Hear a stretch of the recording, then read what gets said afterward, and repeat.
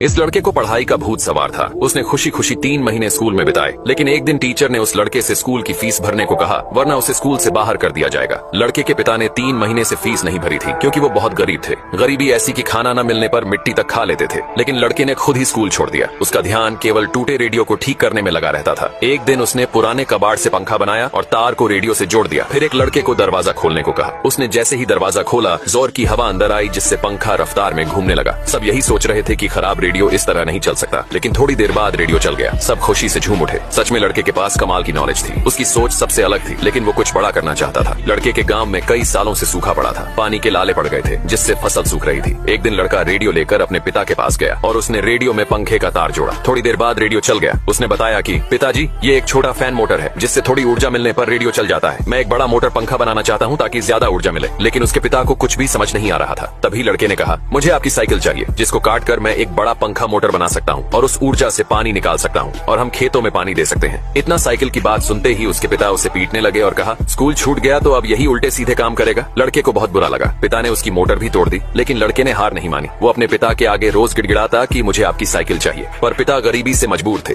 एक दिन उसके पिता लड़के के पास आए और कहा कि मैं साइकिल देने को तैयार हूँ। लड़का बहुत खुश हुआ और कहा, पिताजी, बस एक बार मुझ पर विश्वास करके देखिए, आपका विश्वास नहीं टूटने दूंगा, मैं सबसे अलग हूँ। ये बात सुनकर उसके पिता ने विश्वास कर लिया और साइकिल